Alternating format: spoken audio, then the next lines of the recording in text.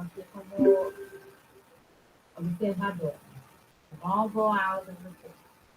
Então, agora está gravando já. Então, oi, Luciana. Bem-vinda. Então, gente, a ideia, deixa eu pegar aqui para vocês o nosso programa. Peraí.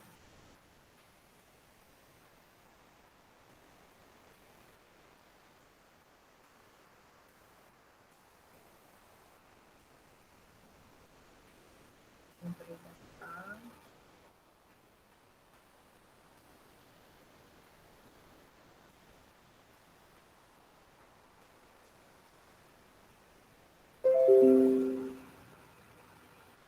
Estão vendo o programa?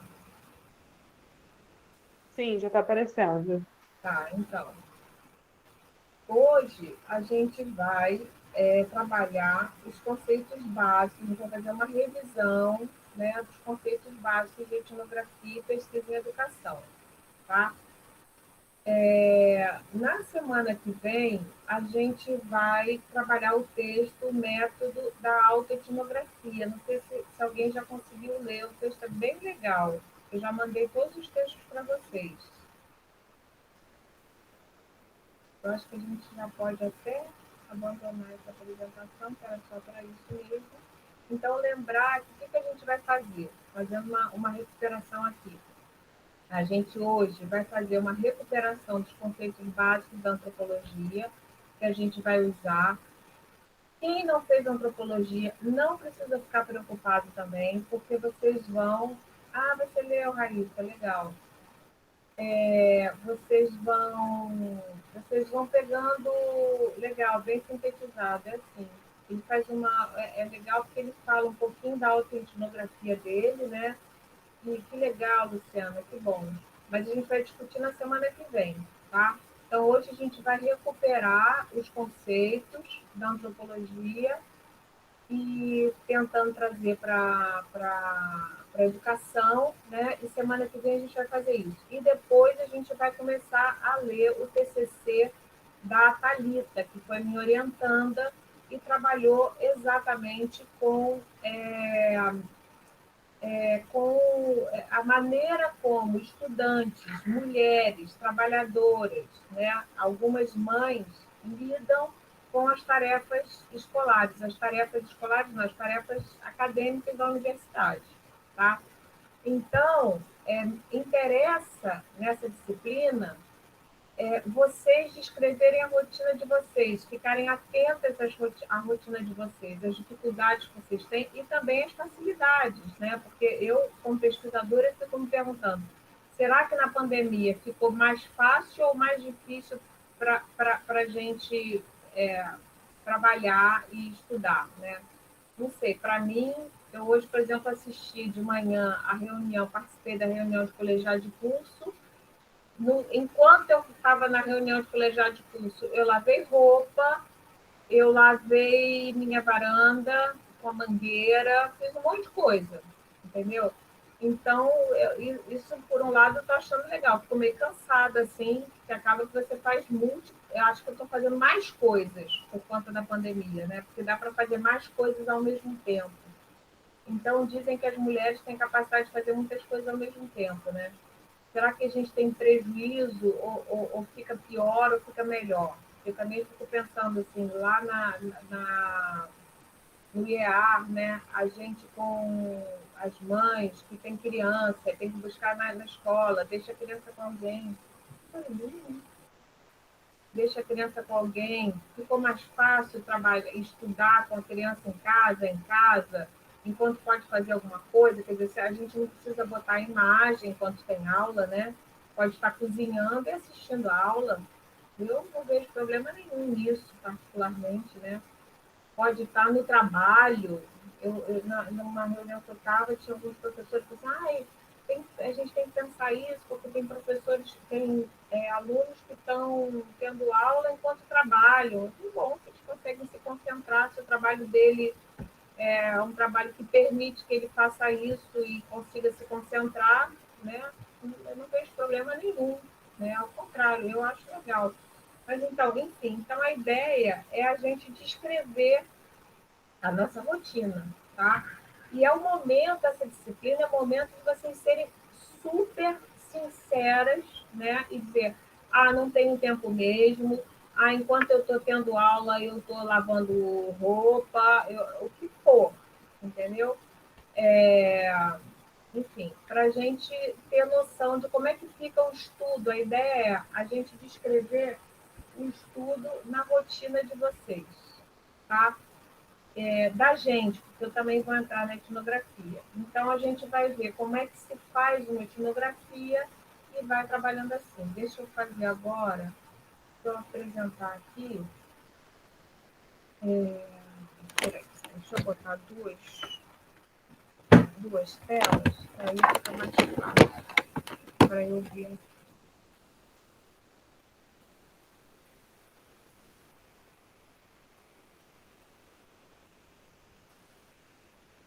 Aqui.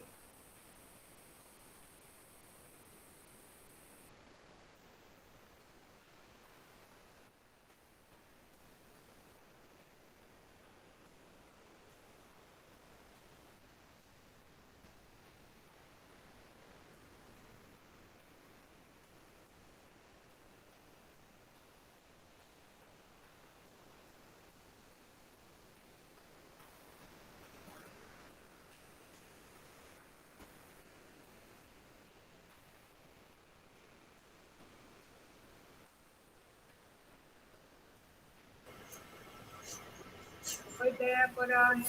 Oi, professora. Oi, professora. Boa noite. Boa noite.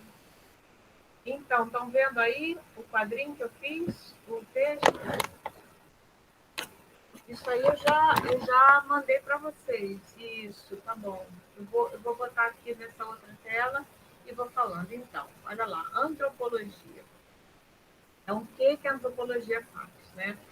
Ciência que estuda o homem como fenômeno cultural. A antropologia, como ciência, nasce de uma separação da sociologia. Sua principal diferença entre a sociologia, porque assim, se ela antes tinha a sociologia, depois surge a antropologia, qual é a diferença? Como é que ela se diferencia da sua ciência mãe, digamos assim, que era a sociologia, né? A principal diferença é que, enquanto a sociologia está interessada no fenômeno social, nas macroestruturas da organização social, como classe, por exemplo, né, uma classe social, classe média, classe trabalhadora, por exemplo, a antropologia está interessada no fenômeno cultural, nas relações simbólicas entre os seres humanos. Vocês já fizeram aula de sociologia? Quem já teve aula de sociologia e de antropologia aí? E quer comentar esse conceito aí que eu botei? Dessa diferença entre a sociologia e a antropologia. Alguém quer tentar falar alguma coisa? Gente, vocês podem falar à vontade, tá? Pode falar bobagem também, não tem problema não. A gente está estudando. Né? Tá todo mundo aí? Ninguém quer comentar nada? Então, Professora, fala, eu vou tentar, tá? No caso, a sociologia, ela pensa mais na questão macro e a antropologia vai mais a fundo nos indivíduos, seria isso? Exatamente, das particularidades, né? Porque você pensa assim, por exemplo, uma classe social, né? Classe trabalhadora. A sociologia pode pensar assim, né? Então, vamos fazer um trabalho sobre a classe trabalhadora. Uma pesquisa sobre a classe trabalhadora. É um coletivo gigante, né? Mas dentro desse coletivo gigante, né? Por exemplo, a questão dos negros, né? Os negros na universidade, por exemplo, estão bem representados, não estão representados? Isso é um estudo típico da sociologia, né? O que a sociologia vai fazer? Ela vai, o estudo clássico, né? Ela vai saber, vai verificar qual é a proporção de indivíduos negros na sociedade e vai estudar estatisticamente como é que eles estão representados dentro da universidade. Então, a gente vê que na sociedade tem uma porcentagem de negros muito maior do que na universidade. Então, daí a gente pode concluir que eles estão mal representados na universidade, por exemplo. Isso aí é um estudo típico da sociologia, né? O que a antropologia se interessaria nesse caso, né? Não se interessaria na negritude como um fenômeno social, mas como um fenômeno cultural, né? Ou seja, como são as relações simbólicas, o que significa ser negro, como você se autodefine como negro ou não, né? Interessaria, por exemplo, muito para a antropologia a questão das comissões, né, que definem, como é que são o nome dessas comissões? As comissões que definem quem é que tem direito às cotas, por exemplo, né, que é uma coisa super complexa. A sociologia não dá conta disso. A antropologia, sim. A antropologia vai conversar, escutar essas pessoas que integram essas comissões, por exemplo, entender quais são as representações que eles têm do que é ser negro. Então, por exemplo, tem um caso típico que me chamou muita atenção, que é de uma comissão que negou o acesso a uma moça que tinha pele negra, né, a, a fazer o uso das cotas, porque ela alisava o cabelo. Então, essa comissão considerou que, já que ela tinha o cabelo alisado, ela não deveria ser beneficiada com a política de cotas, com a compreensão deles. Isso aí é uma coisa que tem muito interesse para a antropologia e pouco interesse para a sociologia. Entenderam? É. Assim, o antropólogo ele não vai dizer que é absurdo para nada. Isso é uma característica do antropólogo, né? O antropólogo ele vai querer entender qual é a representação. Então, a gente está entendendo que ser negro para essas condições, né, é manter, não só ser negro geneticamente, né, mas talvez mais do que isso até é manter tradições afro-brasileiras, né? Manter o penteado afro, né? Então, enfim, tem milhões de questões aí, mas dei um exemplo, tá? Então, a antropologia ela vai estudar o fenômeno cultural, que a gente vai aos pouquinhos, né? Já viram que apareceu aí fenômeno cultural 2 vezes, né? Então, finalmente, o que é cultura? Aí é uma questão. Conceito de cultura. Aí a gente traz aqui, ó. No princípio da teoria antropológica, se pensava a cultura em oposição à natureza. Isso é muito importante também. Então, assim, primeira coisa é a gente entender que o conceito de cultura da antropologia não se afasta do conceito do senso comum de cultura que a gente tem. No senso comum, a gente diz o quê? Tal pessoa é muito culta, né? Nossa, ele tem tanta cultura. Normalmente, quando a gente diz isso, as pessoas, no senso comum, os antropólogos não costumam dizer coisas dessas, né? Mas, normalmente, as pessoas, quando dizem isso, elas querem dizer que essa pessoa ela tem conhecimento da cultura de prestígio, da cultura erudita, né? Gosta de música clássica, gosta de ler, né? E para a antropologia a gente vai ver que não é esse conceito, não é nada disso. Tá? Então, assim, se vocês entraram para essa disciplina pensando isso, eu gostaria que vocês terminassem a disciplina pensando de um outro jeito. Tá? Para isso que serve a disciplina, né? Então, no começo, o conceito de cultura da antropologia, ele vinha por oposição ao conceito de natureza. Então, a gente pode dizer assim, por exemplo, a reprodução humana, vocês acham que é uma coisa natural? Né? Vamos dar um exemplo, eu gosto desse exemplo, do parto. Né? O parto é uma coisa natural do ser humano? O que vocês acham?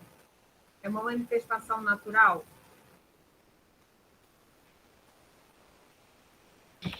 Eu acho natural, sim, professora. Eu acho natural, porque não necessariamente as relações amorosas, né? Mas a questão de reprodução é uma coisa que faz parte da natureza do ser humano. Então, logo, o parto, né, dar à luz, faz parte do ser humano, no caso, do ser humano feminino, né? Mas acho que faz parte sim, pelo menos eu acho. Não sei, mas eu acho. Senso comum, a gente tende a pensar que sim, mas eu vou... Eu, Fala, Luciana.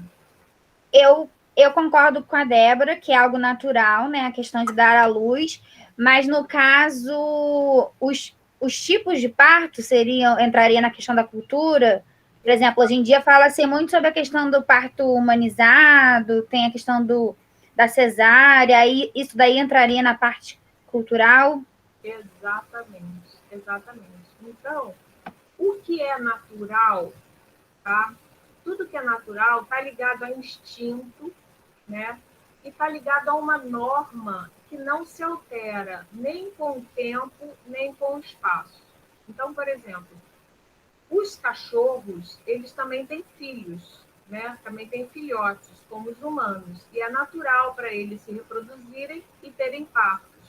Acontece que entre os cães, né, entre as cadelas, o parto sempre foi do mesmo jeito. Tá? Na Idade Média, na Revolução Francesa, em todos os momentos da história da humanidade, as cadelas sempre pariram exatamente do mesmo jeito, seguindo o instinto delas, o instinto animal e natural. Tá? E também, no espaço, né, uma cadela francesa, uma cadela indígena, uma cadela americana, uma cadela oriental, elas vão parir exatamente do mesmo jeito. Isso já não acontece com as mulheres humanas. Né? Por quê? Porque elas estão marcadas pela cultura. Então, o que orienta a forma como a gente se comporta, o que é aceitável e o que não é aceitável, não é mais o instinto, mas é a cultura, né? Que é um conjunto de regras completamente arbitrárias, né? Que regulam as formas da gente parir. Então, por exemplo, eu estou dando esse exemplo porque eu conheci um ginecologista que chamava, esqueci o primeiro nome dele, Parcioni, que ele fez um trabalho, isso nos anos 70, ele fez um trabalho com indígenas, ele trabalhou num posto de saúde, onde ele atendia indígenas no sul do país, né? E essas indígenas pariam de cócoras, né? Elas tinham filho de cócoras. E ele começou a observar isso e observou que elas tinham o assoalho pélvico, né? Muito firme, e o parto era muito tranquilo. E ele resolveu, então, trazer essa sabedoria das indígenas para as mulheres brancas que ele atendia na cidade, e vice-versa. E quando as indígenas souberam que as mulheres brancas pariam deitadas, elas ficaram horrorizadas. Elas pensaram assim, meu Deus, mas deitadas? E elas fazem cocô deitadas também? Foi a pergunta que elas fizeram. Ele tem um livro que ele fala isso, né? É muito, muito interessante o livro. E então elas ficaram assim, meu Deus, que coisa estranha. Realmente é completamente arbitrário. O que faz, né? Se a força tem que ser para baixo, por que o parto ocidental ficou na horizontal, deitado? Por uma série de razões que não são naturais, são culturais, né? Então, uma questão de pudor, de norma, de moral, né? Coisas assim, que são atribuídas ao parto, mas que não tem nada a ver com a natureza. Tá? Então, no começo, né, a cultura ela tem um pouco disso, ela se afasta da natureza. Esse binômio natureza e cultura, ele serve para a gente situar o que é cultura, o que é natureza. Mas a antropologia como ciência ela foi se desenvolvendo e foi sofisticando mais o conceito de cultura. Tá? Particularmente, eu trabalho com o conceito semiótico de cultura do Clifford Geertz, que pensa a cultura como uma teia de significados que orientam as ações dos seres humanos, ao mesmo tempo criada pelos seres humanos e à qual eles se encontram submetidos. Isso parece um pouco confuso, mas eu vou explicar daqui a pouco. Há um aspecto coercitivo na cultura. Isso é muito interessante. A cultura, o que é coerção? É uma coisa que limita as nossas ações. Então, por exemplo, se eu quiser hoje em dia, né, ter um parto de cócoras no SUS, né, no Sistema Único de Saúde, eu não vou poder fazer isso, porque a instituição, a cultura não admite isso, né? Isso está proibido, está interditado, não é bem visto, não é aceito, tá? Então, a cultura, por exemplo, não permite que numa aula assim remota como a gente está tendo, eu me apresente pelada, por exemplo. Acabei de sair do banho, oi, gente, estou aqui pelada. Não é permitido isso. Por que não é permitido? É arbitrário. O que é arbitrário? É alguma coisa que podia ser de um jeito, como podia ser de outro. É uma convenção, tá? Tudo que é arbitrário significa que é convencional. Convencional, essas palavras a gente tem que tomar cuidado, porque quando a gente fala arbitrário, a gente pensa em autoritarismo, né? Vai para esse campo semântico assim. Pensa em alguma coisa que é imposta, mas a cultura tem algo de imposto, sim, né? A cultura é que define como a gente deve se comportar, como a gente não deve se comportar num lugar e no outro, né? Isso, Professora, inclusive... Fala, Gabriela. desculpa te interromper. Você está Gente, falando essa questão das normas? Está dando para ouvir? Está Tá, dando para Gabriela, ouvir? deixa eu só fazer um comentário antes. Vocês podem e devem me interromper a qualquer momento, tá? Muito bem-vindas as interrupções. Fala, Gabriela. Então, tá bom. Você está falando essa questão das normas e a gente agora há pouco estava falando da questão do parto, né? E, assim, tem dois lados da coisa, né? Eu acho que, ao mesmo tempo que essa cultura ela vem com uma bagagem de muitas aspas, né? Assim, inovação e o avanço das coisas e as mudanças conforme os séculos e tal. Eu acho que muita coisa que acontece na verdade, não é assim, não é bom, né? Porque, por exemplo, no parto, na relação do parto, não estou dizendo no geral, a questão da Índia questionar por que, que a mulher está parindo deitada. E, assim, a gente não faz ideia da postura que pode ter dentro de um hospital. E, assim, não estou a fim de ter o meu parto deitada e eu tenho passagem para um natural. Se eu quiser agachar, eu vou poder ter meu filho ali. Só que isso é tão imposto, eles estabelecem umas tão severas que, assim, você tem que obedecer o médico. Você não pode ficar à vontade em parir o seu filho. Então, assim, essa cultura imposta com relação ao parto é muito agressiva em certas situações, né? E é uma coisa, Gabriela. uma problemática muito grande a se pensar também, né? Que a gente, muitas das vezes, não tem noção, sabe? A gente não tem noção. Mas deixa eu te contar uma coisa Mas engraçada. por esse caminho. Eu tive meus 2 filhos com parto natural, né? Natural é como se chama o parto, mas na verdade não tem nada de natural, né? Porque natural mesmo só os cachorros, mesmo Não as tem índias, corte, não tem nada disso. mesmo as índias, o parto delas também é culturalizado, né? Porque tem regras, tem rituais, né? Como é feito o parto, quem Sim, sim. assiste ao parto. Então, a gente não está livre da cultura. Isso aqui é muito interessante. Mesmo quando a gente pensa no índio como mais próximo da natureza, ele também já se afastou da natureza. Basta a gente falar, a questão da gente ser falante, ser um animal falante, faz da gente um animal com características muito especiais, porque a gente já está fora do instinto, entendeu? O instinto ele é muito prático para os animais, né? Por quê? porque o instinto não gera nenhuma dúvida, não gera indecisão, não gera divisão, entendeu? A palavra, ela gera divisão.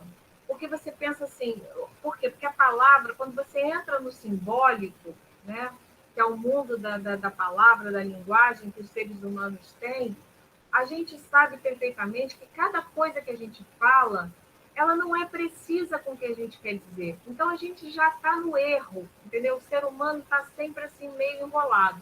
Então, a cultura, ela serve para suavizar um pouco esse mal-estar que a gente tem. E, principalmente, o mal-estar que a gente tem de saber que a gente vai morrer, né? Porque o ser humano é o único animal que sabe perfeitamente que vai morrer e tem essa angústia de que vai morrer. Então, a cultura resolve. Então, mas deixa eu te contar uma coisa sobre isso do parto humanizado, né? Então, eu fiz toda a preparação para ter o parto de cócoras, na água, em casa e tal. E na minha primeira filha, eu já estava com dilatação e o parto não acontecia, não entrava em trabalho de parto. E chegou uma hora que eu fazia parte de um grupo de mulheres, olha aí a coisa da cultura, um grupo de mulheres que dividíamos, compartilhávamos os mesmos valores culturais sobre como seria legal ter o parto. E todas acreditávamos que quanto mais natural, melhor. Inclusive, eu, na época, eu achava que eu devia comer a placenta. Esse grupo de mulheres achavam que comer a placenta era legal. Então, dentro desse grupo de mulheres, havia uma classificação. Quanto mais natural fosse, mais legal seria o parto, né? E aí eu me vi nessa situação que o meu parto de cócoras estava ameaçado, porque não entrava em trabalho de parto e já estava com dilatação. E aí o ginecologista falou assim, olha, Andréia, eu sinto muito, você tem muito desejo de fazer esse parto, mas eu acho que você vai ter que fazer uma cesariana. E eu fiquei, assim, apavorada. Por quê? Porque, de alguma forma, como é que eu ia dizer para as minhas amigas daquele grupo, seria um fracasso, tá entendendo? Porque para aquele grupo, fazer o parto normal era legal. Assim como para outro grupo, amamentar é legal. Para outro grupo de mulheres, amamentar não é legal. E elas vão dizer, nossa, ela está amamentando, que horror, o peito vai ficar feio. Por quê? Porque é um grupo de mulheres que valorizam manter o seio, enfim, como uma coisa estética, atrativa, sexualmente e tal. E para o antropólogo não cabe a gente fazer nenhum juízo de valor. É uma outra maneira possível de lidar com a amamentação, né?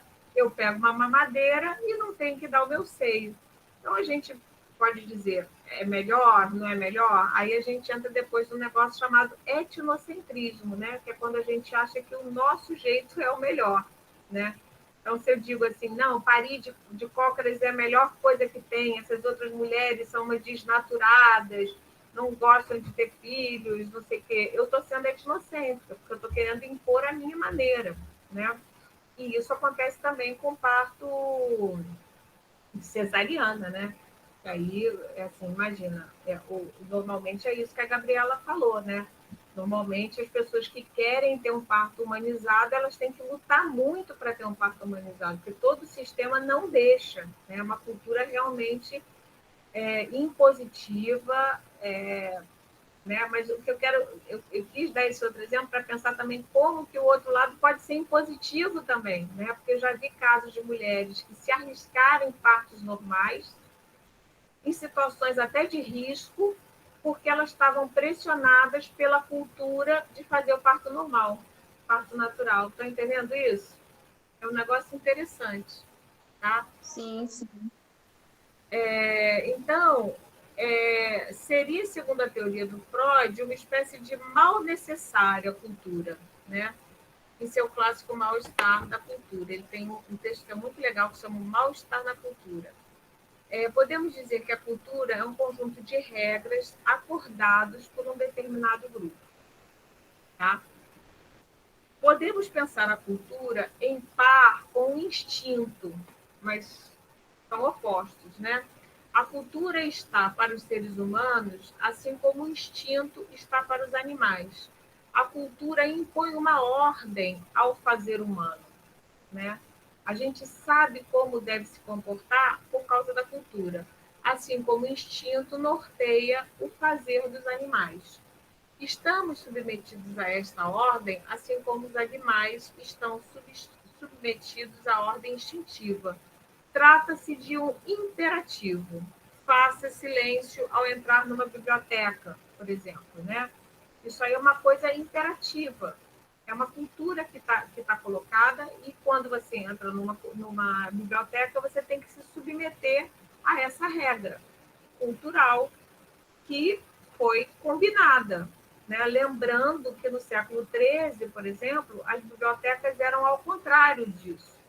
As bibliotecas eram um lugar que havia muito barulho, muita balbúrdia, porque poucas pessoas liam, né?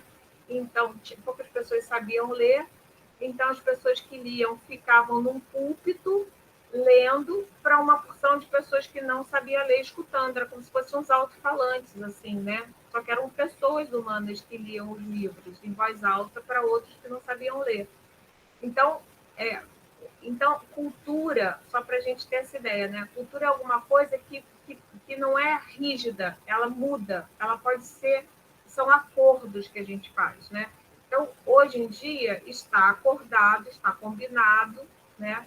É uma coisa arbitrária, já não foi assim em outras épocas, que não pode fazer barulho na biblioteca. Então, faça silêncio ao entrar na biblioteca. Desligue o microfone se estiver com ruído em sua casa a participar de uma videoaula, por exemplo. É um imperativo, né? Se alguém aqui na sala começa, abre o microfone e tem a criança brigando, brincando com a outra, televisão funcionando, o que a gente vai achar? Vai achar que essa pessoa está sendo descuidada, não é? Essa pessoa não está se comportando bem. E olha que essa atividade cultural, que se chama aula remota, é muito recente, mas a gente já criou uma porção de combinações, uma porção de acordos em relação a como se deve comportar numa aula remota. Não é assim? Então, isso aí tem a ver com cultura. No caso dos animais, o que se diz? Coma a placenta depois de parir. Copule com o maior número de fêmeas disponíveis para disseminar sua carga genética. Né? É o imperativo que tem. Né? Só para falar para vocês, eu não comi minha placenta, tá, gente? Na hora H, eu queria comer minha placenta. E o próprio médico, que era bem naturalista também, ele falou assim, não, André, tá tudo tão bom, não precisa ser tão radical, não, deixa a placenta para lá. Aí eu não comia placenta, mas eu estava bem disposta, eu já tinha preparado até um shoyu para botar na placenta, assim, uma raiz forte, eu comia placenta crua. Nesse sentido, podemos entender cultura como um código partilhado por um determinado grupo, seja ele pertencente ou não a uma mesma região geográfica. Isso é importante a gente também dizer da coisa da região geográfica, porque tem um senso comum também que pensa a cultura como,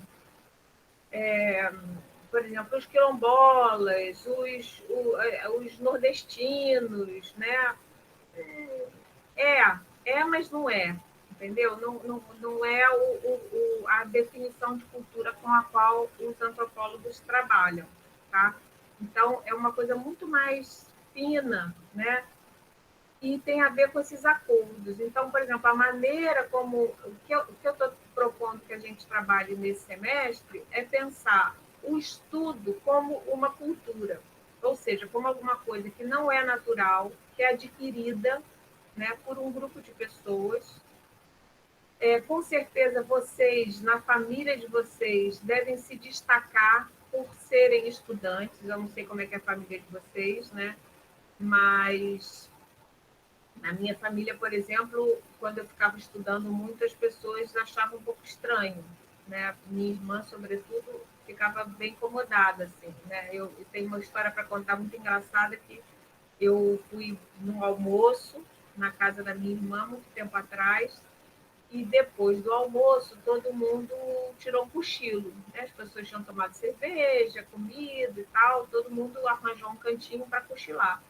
E eu estava com meu marido na época e ficamos no sofá lendo, né, estudando. E aí veio um sobrinho pequeno e falou assim: tia, o que você está fazendo? Aí eu falei: eu estou estudando. Aí ele falou: estudando? Mas você é adulta, você estuda? Aí eu falei: estudo, né? O adulto também pode estudar. Ah, minha mãe disse que adulto não estuda mais, porque ela não precisa mais estudar, porque ela já estudou, só criança que estuda. Então, ele achou aquilo muito estranho, um adulto estudar, né? Na verdade, eu pretendo estudar até morrer, né? Com 90 anos, com 100 anos, se eu me permitirem viver tanto, eu vou ficar velhinha estudando, porque eu gosto de estudar, né?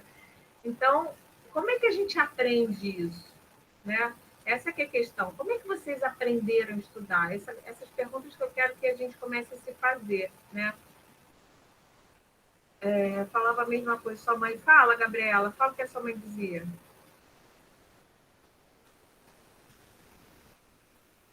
A minha mãe sempre falava que estudar na idade dela não serve para nada e que ela já não tem mais força para isso e que os jovens que precisam aproveitar para usar a cabeça fresca, eu sempre apertei na tecla que não tem nada a ver, que estudar não significa só ir para a escola, sabe? Estudar, pode estudar em casa se quiser, ou eu estou ali, eu sou estudante, eu também posso contribuir de alguma forma. E é muito triste ver assim, porque não é só a minha mãe, sabe? Eu tenho vários relatos de vários amigos, de mães e avós, pessoas próximas da família que tem esse tipo de discurso, né? E é muito triste, sabe? Porque uma desmotivação assim própria, né? Uma incapacidade que a pessoa acha que tem de aprender alguma coisa.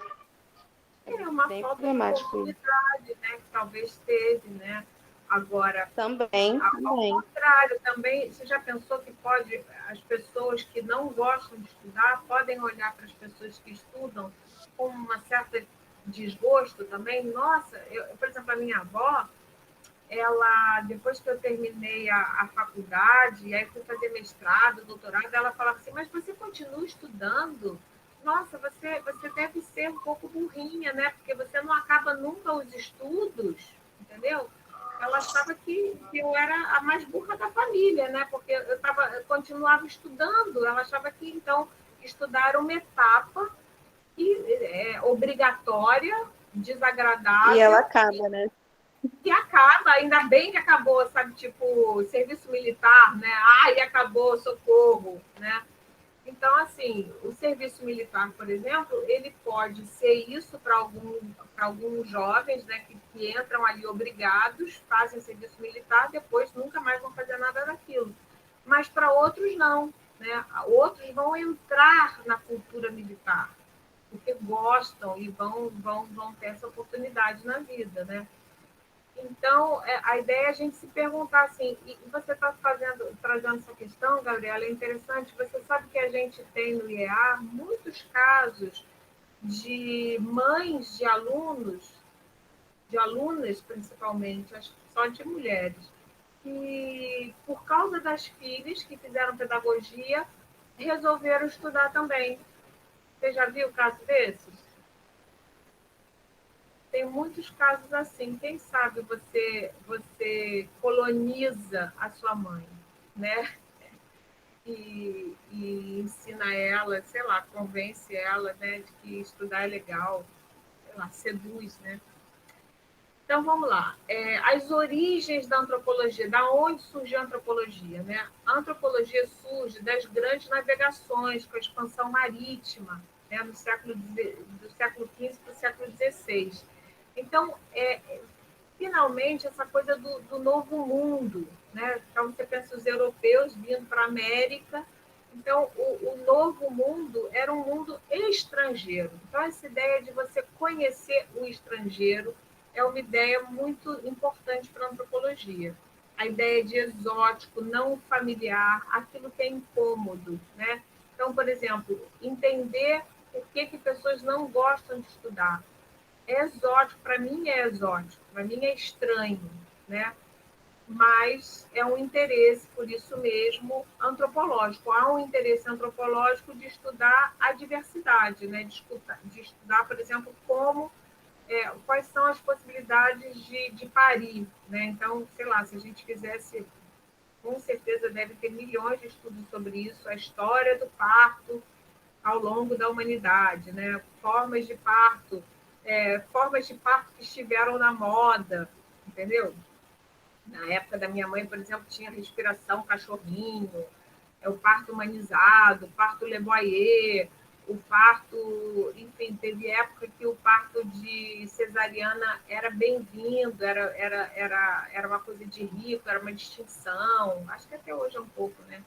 Enfim, tem várias coisas, e como é que cada cultura, como é que cada tribo indígena lida com parto, se as mulheres depois ficam resguardadas ou não ficam, faz sexo logo depois, não faz, né? Quais são os conjuntos de valores que são atribuídos a esse momento, quais são as práticas rituais, né? Por exemplo, no Brasil, a gente sabe que tem a prática de visitar a pessoa, tem a prática de ir no hospital, fazer uma visita, né? Tem a prática de ir em casa. Agora, isso é uma coisa recente. No meu tempo não tinha isso, mas depois de um tempo passou a ficar na moda dar brindezinho para a pessoa que recebe, que visita o bebê, não é? Aí você vai visitar o bebê, ganha um brindezinho. Enfim, então tem uma porção de coisas que a gente pode chamar um pouco de etiqueta, né? E quais são as regras, como é que você deve se comportar, como é que você deve se comportar no funeral, que roupa você deve usar, que cara você tem que fazer, entendeu? Tudo isso está muito bem definido pela cultura. Outro conceito importante que a gente tem, importantíssimo, é o conceito de alteridade. Alteridade é o objeto de interesse da antropologia. O que a gente gosta de estudar, os antropólogos, é justamente aquilo que é alter, que é outro, que está fora da gente. Tá? Alteridade vem do latim alter, que significa outro, ou seja, o que não é o mesmo, não é idêntico, o que traz a diferença. Né? Então, Gabriela, entre você e sua mãe, existe uma alteridade. Ela não é como você. Você gosta de estudar, ela acha que não dá mais para estudar. Né? Você pretende estudar, até mais velha, e ela acha que não. Né? Então, a relação que vocês têm com o estudo, ela é diferente, é diversa. Existe uma diversidade. Assim como existe uma diversidade entre mulheres que querem parir de cócoras e mulheres que querem fazer cesariana, entre mulheres que querem amamentar e mulheres que querem dar mamadeira para as crianças, né? A gente pode chamar de outridade, né? Ou seja, a substância daquilo que não é o mesmo e que produz diferença. Então, vamos pensar aqui nesse quadrinho, olha. Isso aumenta aqui um pouquinho. Então, existe uma distância, um lapso, um hiato, né? Essa alteridade entre nós e os outros, aquilo que não é idêntico a mim. Né?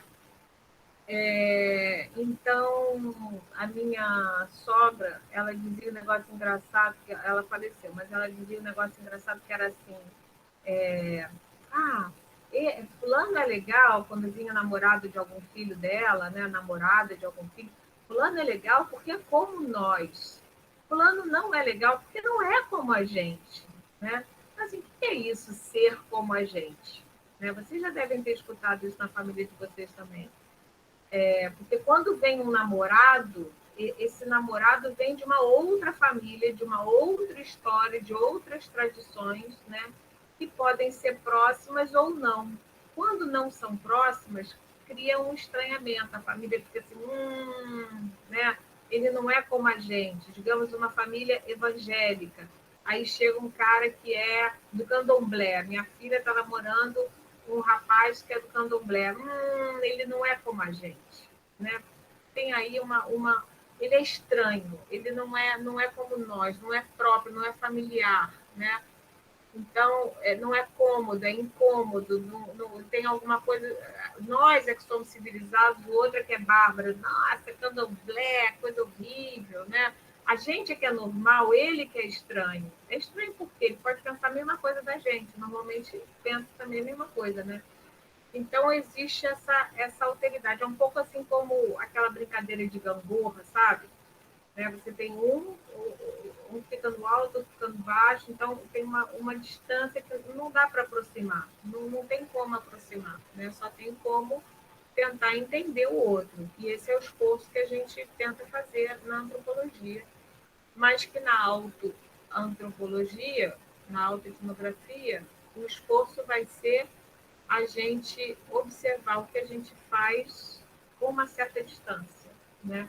Hoje eu fiquei experimentando isso. Enquanto eu fazia meu dia, eu pensei que eu queria ter produzido um texto da minha rotina para vocês. Eu vou fazer isso para a aula que vem, com certeza. Quem quiser fazer também pode fazer, tá? Descrever um dia, assim, onde é que cabe o estudo no dia. É uma loucura, né? Assim, eu sou professora universitária, eu vivo disso, mas eu confesso a vocês que eu tenho que lutar muito para arranjar tempo no meu dia para estudar. Não é fácil, porque tem um monte de coisas para eu fazer. Mesmo assim, eu arranjo um tempinho porque eu gosto muito, tá? Normalmente, achamos o código cultural ao qual fazemos parte de natural, quando não tem, na verdade, nada de natural, né? Na verdade, são práticas inventadas que nem sempre possuem uma lógica universal, elas não têm uma lógica universal. Se você pensar assim, a maneira como uma família faz as refeições, né? Aí você pensa, natural, a gente cada um pega a sua comida na geladeira, faz o prato, bota no micro-ondas e já está com, né? Natural para quem? Natural para quem faz isso, né? Mas vai ter uma outra família que não, que bota a mesa e faz questão de que as pessoas sentem. Acho que quase não tem mais essa família, né? Mas antigamente na minha família era assim, por exemplo, né? Então, final de semana, você não almoçar com a família era uma coisa, um sacrilégio, né? Mas isso é uma coisa inventada, tanto é inventada que foi desinventada, né? Hoje em dia, com micro-ondas, eu acho muito raro alguém usar, e é engraçado que os utensílios também ficam obsoletos, né?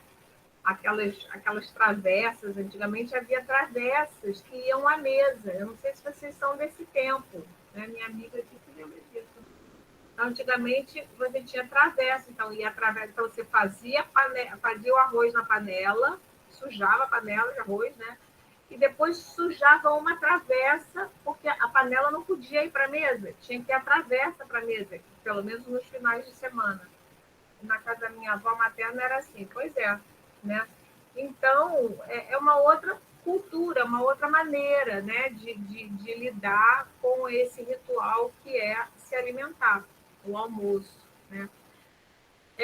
Ou seja, é de um jeito, mas poderia ser de muitos outros, né? Nossa tendência é estranhar tudo que não é familiar. Mas o que é familiar para a gente pode ser visto como muito estranho para alguém que não compartilha o mesmo código cultural. Vou dar um exemplo que eu também acho engraçado. Eu tive uma amiga, na década de 80, que no Rio de Janeiro estava muito na moda, assim, vinham uns índios, né, e sempre houve isso, sempre foi um pouco na moda isso. Mas, enfim, então vinham os índios do Xingu e vinham para a noite, e aí acabavam ficando amigos das pessoas e tal, e algumas meninas, né, da cultura ocidental, civilizada, tiveram namorados indígenas, né?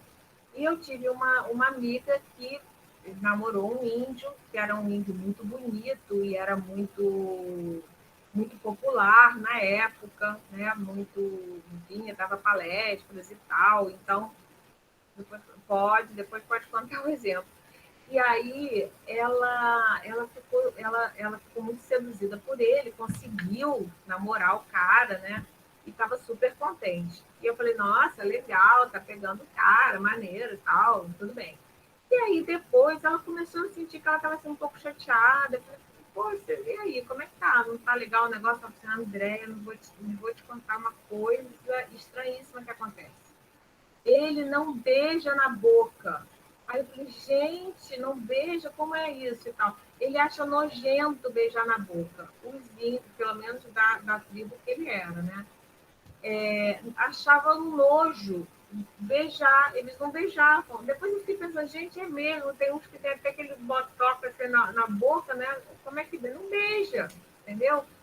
Então, você pensa como é que é namorar pra gente, pra nossa, pelo menos pra mim, eu não sei a cultura de vocês, mas beijar é um negócio importantíssimo, né? E o cara não gostava de beijar, achava uma coisa nojenta, achava estranhíssimo, não era legal na cultura dele dar beijo. E para ela não era legal não beijar, entendeu? Então, estava ali, tinha um conflito cultural. Conta essa história, Luciana, enquanto eu bebo uma água. Então, professora, em 2018, eu fui fazer curso de inglês na Cidade do Cabo, na África do Sul, né? Aí na minha escola, e a maioria das escolas de inglês lá, eu já fui lá avisada que tinham muitos árabes, né? Que assim, que eles vão muito para lá. E eu confesso que eu cheguei lá no primeiro momento com a mente muito fechada, né? Pela questão cultural, né? Deles e tudo. Mas aí acabou, assim, no primeiro mês eu até tive alguns problemas em relação a isso, porque eles, a maioria, né, eu percebi um comportamento muito machista, de falta de respeito, quando a professora era mulher e tal. Mas acabou que dois dos meus grandes amigos, né, a vida foi engraçada que eu fiquei muito amiga de dois árabes, né, que eram mais, que iam muita garotada, né, 18, 19. Aí eu com 34, aí depois surgiu dois que tinham a minha faixa etária. Um era médico e um era professor. E aí eu fiquei com muita curiosidade de saber as coisas da cultura. Eu perguntava de tudo para eles. Aí uma das coisas que eu mais perguntava era a questão do casamento, né? Com um monte de mulher, como é que era isso. E a gente começou uma conversa nesse dia, eles dois falando sobre isso. Aí tava eu e tava duas amigas que eram de Angola, que estavam fazendo curso lá também. Aí ele falando como é que era a questão da casa e tal, mas ele falou que cada vez menos tem acontecido, assim, pelo menos na família dele, tem acontecido, porque ele falou que é algo caro, né, manter muitas mulheres, mas ele foi contando lá. Aí eu falei, ai, gente, eu nunca serviria para isso, você é muito ciumenta, né, aquela coisa toda. Aí depois passou a conversa, aí minhas amigas de Angola conversando comigo, elas falaram, Luciana, mas para pensar, ela falou assim, em Angola, o que mais tem é homem que mantém mais de uma família, só que não é oficial. No Brasil, também é assim, né? Que a gente. Aí ela falou assim, aí ela falando, a diferença é que lá todas as mulheres andam de cabeça erguida, né? Em Angola, as mulheres que são né? Quando não é a esposa oficial, né? É a amante e tudo. Aí eu fiquei parando para pensar, né? E às vezes a gente vê, né? Eu já li coisas dizendo que a poligamia é natural do ser humano, né? Eu já li sobre isso, mas assim, eu já li teoria sobre isso, mas né, há controvérsias. Mas aí eu fiquei pensando sobre isso, que eu li essa parte aqui, lógica universal, né? Aí eu fiquei pensando, será que a poligamia que é a lógica? E tipo assim, porque ela falou essa questão, e realmente eu parei para pensar sobre isso. Assim, eu já vi muitos casos, assim, de pessoas que mantêm mais de uma mulher, de uma família, que quando o homem morre, vai descobrir que tem irmãos, né?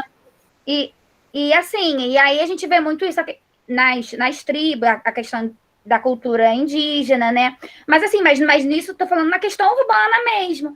Aí eu fiquei eu parei muito para pensar sobre isso, sabe?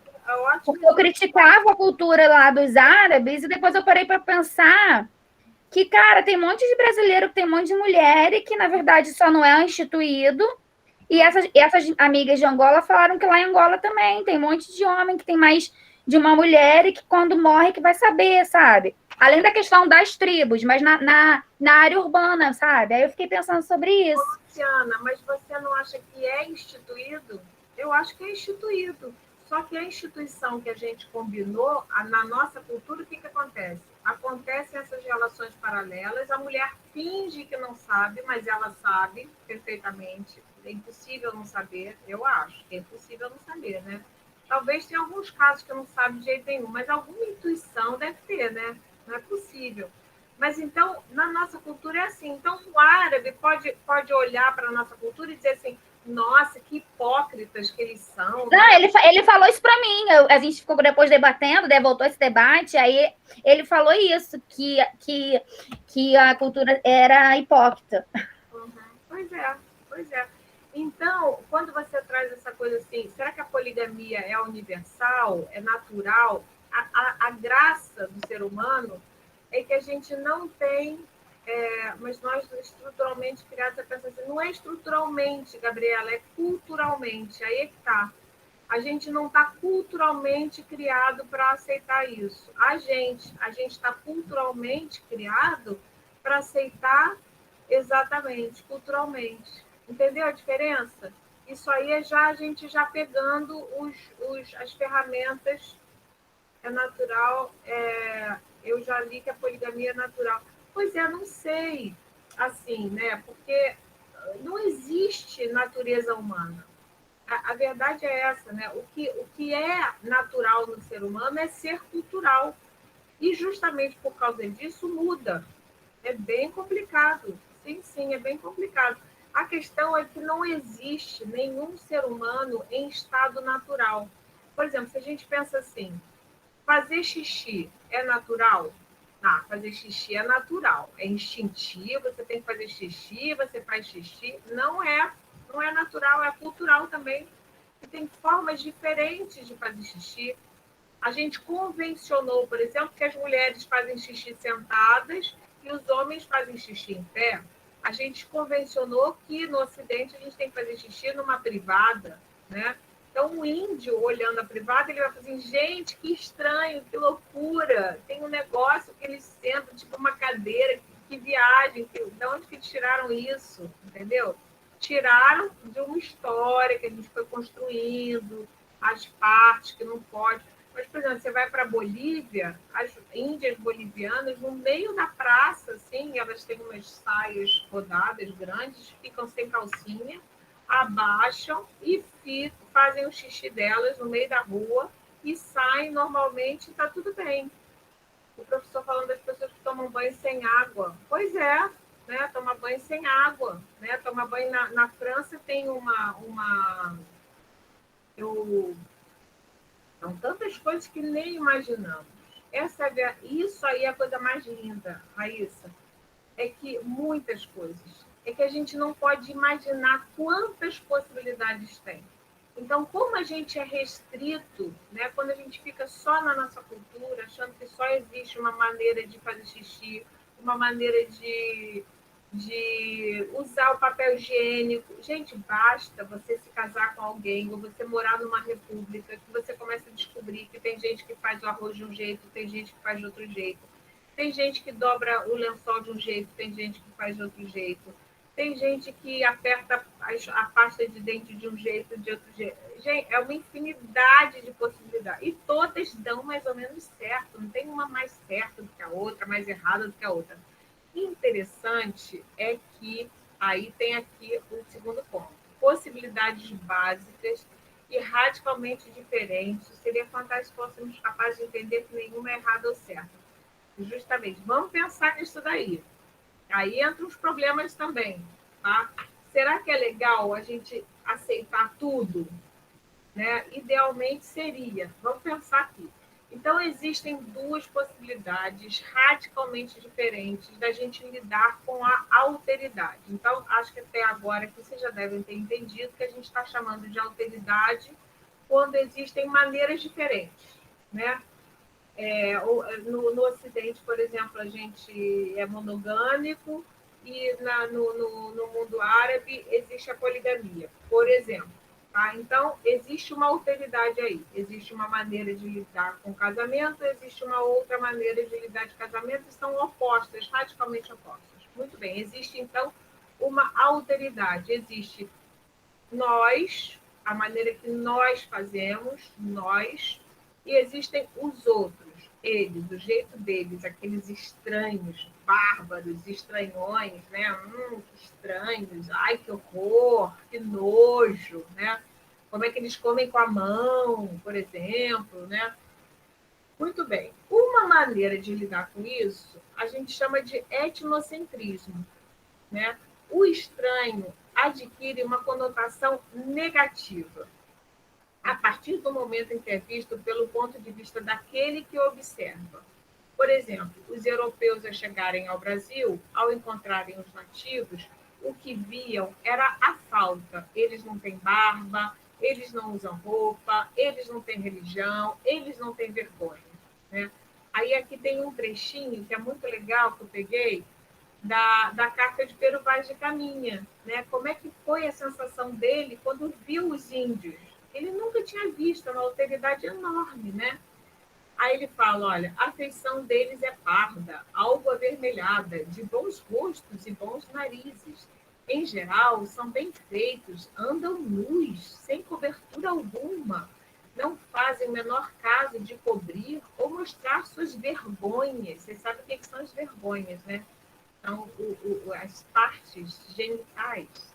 E nisso são tão inocentes como quando mostram o rosto. Né? Eles mostram o rosto, mostram o peru com a mesma inocência. Ambos, para eles, é esquisitíssimo, né?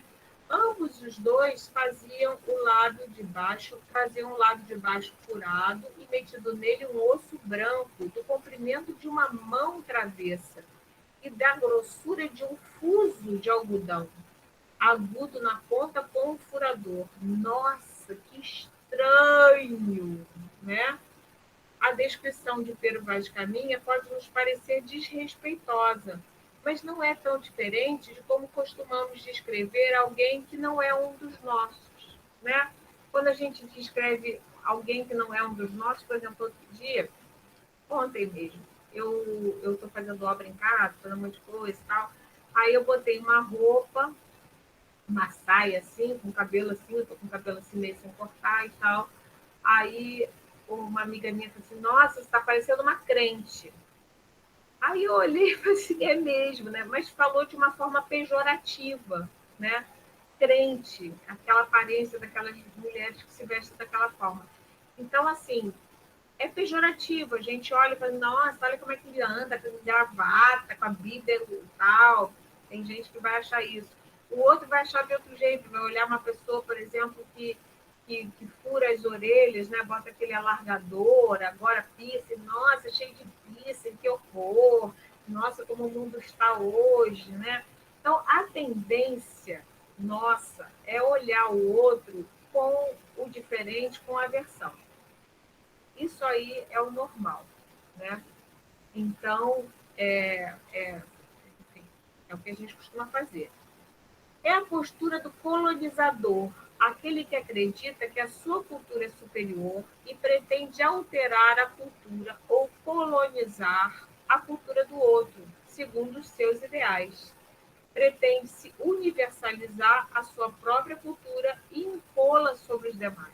Então, não só você faz de um jeito, mas como você quer que aquilo seja universalizado. Você quer que todo mundo seja monogâmico. Ou você quer que todo mundo use piercing. Ou você quer que todo mundo, que ninguém use piercing, porque usar piercing é uma coisa horrível, não se deve usar. Né? Ou você quer que todo mundo aperte a pasta de dente do mesmo jeito que o seu, que é o jeito correto, que é de baixo para cima, por exemplo, digamos assim. Tá? Ou que dobre, ou tem pessoas que têm manias, né? O papel higiênico tem que vir com a parte assim para cima, tem gente que bota por baixo, perto da parede, está errado, não pode. Tem gente que dobra a massa toda para se enxugar, não pode, tem que dobrar, dobradinho, não pode ser muitas folhas, porque gasta, também está errado. Então, tem assim milhões de detalhes, né? E o que a gente faz normalmente? A gente quer colonizar. Nós, todos que estamos aqui, por exemplo, tudo que a gente faz, né? A maneira como a gente se senta, a maneira como a gente espirra, a maneira como a gente escova dente, a maneira como a gente faz xixi, a maneira como a gente namora, a maneira como a gente beija na boca, todas as coisas que a gente faz, a maneira como a gente estuda, a gente faz essas coisas desse jeito que a gente faz, não por um instinto natural, mas porque alguém colonizou a gente, disse, não faz assim, pega o talher, pega com a mão, não pega assim, né? E foram ensinando a gente. Não foi assim que aconteceu? Então, nós todos fomos colonizados, concordam? O que vocês acham disso?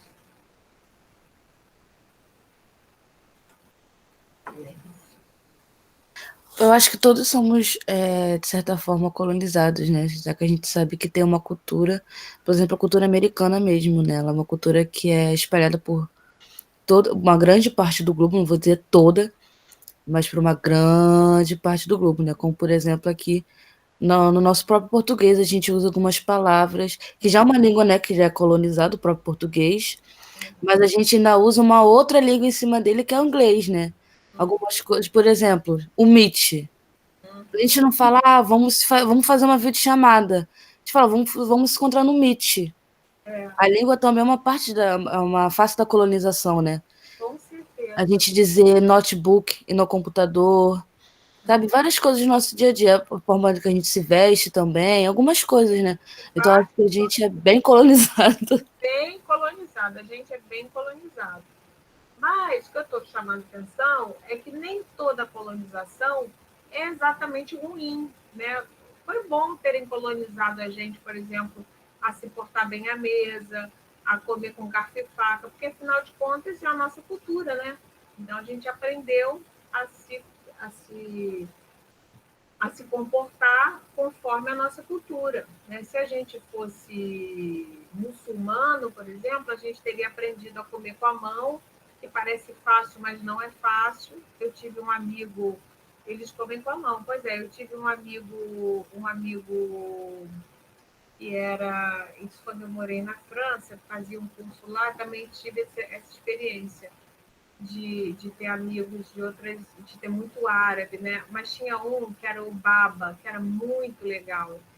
E ele era do Senegal, ele era senegalês. E a gente ficou amigo, e aí saiu para comer e tal. Ele me levou num restaurante árabe, né? E os meninos que eu disse que eram muçulmanos, eles comiam com a mão até arroz. E exatamente, fazem um montinho assim, né? E aí ele me levou para lá e eu fiquei assim, querendo aprender, né? Mas tem várias regras, porque ele me levou para um restaurante tipo chique, assim, em Paris, árabe, né? E aí você tinha que lavar a mão, vinha uma aguinha para você lavar a mão, sabe? Você tem que fazer os montinhos. E tem uma outra coisa interessante, você só pode comer, eu não me lembro qual era a mão, você só pode comer com a mão, acho que esquerda, porque uma mão é para limpar a bunda, olha que loucura. E a outra, você não pode comer com a mesma mão. Então, só uma que você usa para comer. A que você usa para comer, você não usa para se limpar, entendeu? Então, são uma porção de coisas que são arbitrárias, que tem lá uma certa lógica e tal, mas você vai aprendendo, tá? Muito bem. O relativismo cultural é uma outra forma de lidar. Acho que é isso mesmo, né, Débora? Não sei muito bem. O relativismo, a mão esquerda, o relativismo cultural é uma outra maneira de lidar com a alteridade, né? O outro não é visto como um estranho, é estranho, né? Vai ser um estranho, mas é respeitado em seus próprios termos e sistemas de classificação, por mais exóticos que possam ser. O outro é visto como uma nova alternativa de ser. A pessoa que interage se dispõe até ser alterada pelo outro. Não há julgamento. Todas as singularidades são aceitas como possíveis. Então, você fala assim, que interessante, vocês são polígamos. Que interessante, você não... Não, toma banho só uma vez por semana. Que interessante, mas vai receber uma pessoa dessa em casa que só toma banho uma vez por semana. Já aconteceu comigo. Não é muito fácil ser relativista cultural quando essa pessoa vem para sua casa, entendeu? E não escova o dente, e não toma banho. Por exemplo, eu tive umas visitas aqui na minha casa que eram europeus, né? E eram capazes de ir à praia, tomar banho no mar em pleno verão, voltar para casa, não tomar banho, tá? Aí você pensa, daqui a pouco ele não vai tomar banho imediatamente, daqui a pouco vai tomar o banho, né? Não se incomoda com a areia espalhada pela casa, que a gente se incomoda muito, eles não estão nem aí, tudo bem com a areia. E depois dorme, entendeu? Assim, aí um dia você vê isso, outro dia vê isso, no outro dia você já começa a ficar meio, o quê? Etnocêntrico, né? Você já fica começando a querer colonizar o outro. Na minha casa, não vai tomar um banho? Não, vai ficar assim na minha casa, sabe? Fala aí que você ia falar, Luciana. Então, esses dois rapazes, que eu e as meninas de Angola acabamos ficando amigos, né? Porque no início, como eu disse, a gente tinha a mente fechada, né? Em relação aos árabes. Depois eu até vi que os árabes até eles ficavam até meio excluídos. Depois eu fiquei até meio me sentindo mal com isso. Depois eu acabei ficando amiga até de uns que eu tinha tido treta no início. Mas aí, como a gente ficou amigo, muitas vezes no intervalo da aula da manhã para tarde, a gente almoçava junto. Só que, tipo, na hora que chegava a conta, assim, nas primeiras vezes, ele chegava, assim, a fazer com a mão para não deixar a gente pagar, sabe? Aí a gente foi, sentou com eles para conversar, que, tipo assim, eles falavam que um homem na mesa da mulher não pode deixar a mulher pagar. Aí a gente combinou com eles o seguinte, a gente reveza. Um dia vocês pagam, o outro cada um paga o seu, né? Porque, assim, senão a gente não vai mais almoçar com vocês, porque a gente não quer ser bancada por eles, né? Porque, assim, uma das coisas que faziam os árabes até, depois conversando, essa coisa, é que alguns têm a visão muito assim, da mulher do Ocidente ser piranha, bancada, essas coisas assim, né? De gostar de ser, né? Então a gente queria, não, tipo assim, mostrar que é diferente, mas a gente queria, tipo assim, a gente não tá aqui pra, sabe? A gente tá aqui porque a gente ficou amiga de vocês mesmo, e não pra se aproveitar. Porque rolava até um certo, sabe? Às vezes falava assim, gente, a gente tá sem dinheiro hoje, vamos almoçar com os árabes. Ai, gente, que horror, cara. Enfim, aí a gente meio que combinava isso. Um dia a gente vai aceitar e o outro, sabe? Porque senão eles. Teve uma vez que ele fez assim no meu. Sabe? Quando você quer insistir, a pessoa faz assim com o braço. Eu achei até meio violento, sabe? Aí foi até quando a gente resolveu conversar com eles. Porque senão eles queriam, assim, como se eles fossem dono da gente, né? E a gente era só amiga. E essa coisa que você fala do corpo também é muito interessante, né? Quando a gente conhece pessoas de outras culturas, a relação com a proximidade, já repararam isso? É totalmente diferente, né? O brasileiro, por exemplo, se aproxima mais. Os árabes também se aproximam bastante, mas tem culturas que mantêm uma distância muito grande. E aí, quando você se chega, eles acham aquilo é uma invasão para eles, é uma falta de respeito, é uma coisa horrível, né? Então, o normal, gente, é a gente, diante de uma coisa estranha, que a gente não conhece, a primeira reação é você, né, ficar assim, caraca, caramba, né? Nossa, tem 10 mulheres, uau, caraca, que estranho. O normal é isso, né? Agora, tem extremos, né? Quer dizer, você pode ser extremamente etnocêntrico. Qual é um caso extremo? Nazismo, né? Você diz, olha, só a raça ariana é legal, todos os outros devem ser exterminados. Caramba, aí é um caso extremíssimo que deve ser combatido, né?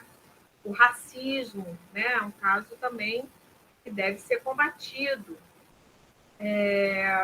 Enfim, homofobia, né? São casos de etnocentrismo que devem ser combatidos, né? Agora tem o etarismo também, não sei se vocês sabem, né? Que é o preconceito contra os idosos, né? Que também deve ser combatido, né? Porque a pessoa, sei lá, tem mais de 50 anos que ela é uma idiota, né? desatualizada, ou sei lá o que seja, né? Então, a gente tem que entender que uma pessoa com mais de 50 anos, que é o meu caso, por exemplo, quase 60 anos, né? A pessoa tem uma outra cultura, se relaciona com as coisas de outra forma, né? Enfim, viveu numa outra época, se socializou numa outra época, então também existe uma diferença, as diferenças etárias também criam relações de alteridade, né? Então, a gente, de alguma forma, tem que tentar respeitar um pouco essas diferenças também, tá? Mais um par conceitual importante para a antropologia. Assim como o etnocentrismo e o relativismo, e próprio e outro, entre o singular ou particular e o universal, também existe uma tensão constante e insuperável, né? Essa tensão entre o um e o outro, entre o etnocentrismo e o relativismo cultural, são tensões, né? São oposições.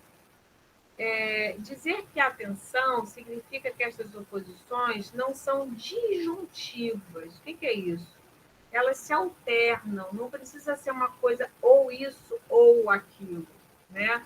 Pode ser isso e aquilo, às vezes é isso, às vezes é aquilo, né?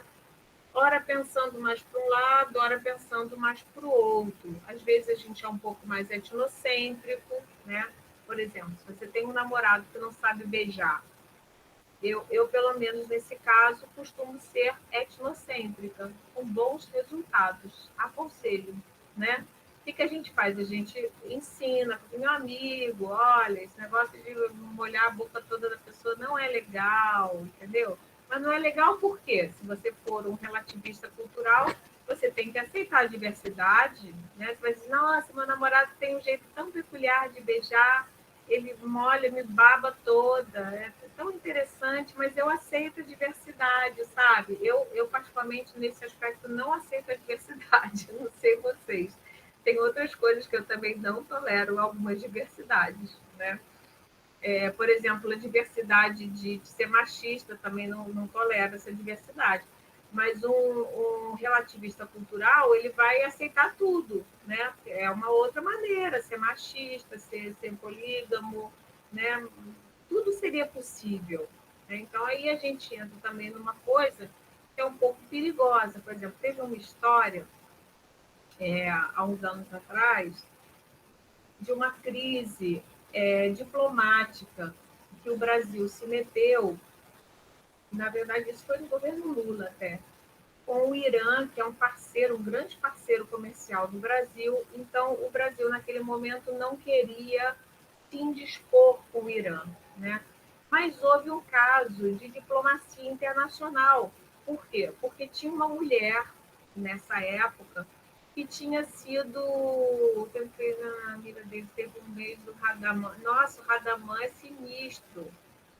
Sim, ficar sem beber nem água, foi legal. Gente, eu fui no Radamã, eu passei um Radamã por coincidência, assim, em trânsito, em Casablanca, no Marrocos, né? E aí, foi rapidinho assim no aeroporto, mas todas as pessoas no aeroporto estavam assim meio tontas, porque já estavam há dias sem comer, sem beber água. Aí teve um problema com a minha bagagem, aí ninguém sabia dizer nada. Eu falei, gente, mas o que está acontecendo aqui? O que está acontecendo com vocês? Estavam todos meio assim em transe, entendeu? Aí, nossa senhora, foi foda mesmo, né? E aí uma moça no aeroporto falou assim, ai, você me desculpa. Não, e o mau hálito, porque eles estavam um tempão em jejum, né? Aí ela falou assim, você desculpa que eu não estou muito, minha cabeça não está muito boa, não, porque a gente está no Radamã aqui, sabe? Você chegou, a gente está no terceiro dia sem comer. Eu falei, caraca, né? Tem um negócio estranhíssimo, né? Então, o que eu ia contar, hein? Esqueci. Da diplomacia do Irã com o Brasil. E aí, o que acontece?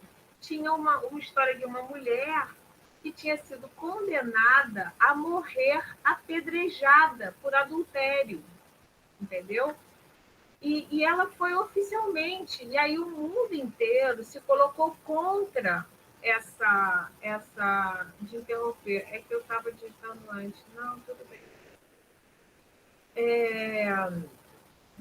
Então, o que eu ia falar?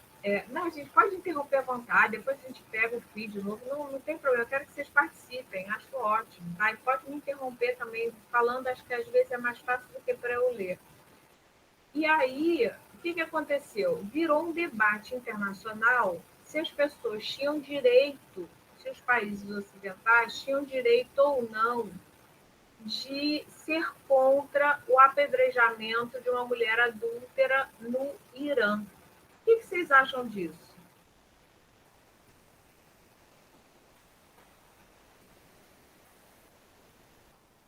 Professora, para mim tem essa. Para mim mesmo, né, Débora? Tem a questão. Porque a ONU é a questão das Nações Unidas, mas também, se eu não me engano, tem Direitos humanos. Disso, de direitos humanos, mas tem um termo, se eu não me engano, né, que fala sobre essas questões, né, que violam a questão da pessoa continuar viva, permanecer viva. Quando isso inflige, né, o direito de vida da pessoa, já se torna uma outra conversa. Porque não é mais só uma questão de cultura, mas é uma questão de vida e de permanência, de existência, né? E essa mulher ser apedrejada, provavelmente ela viria a óbito.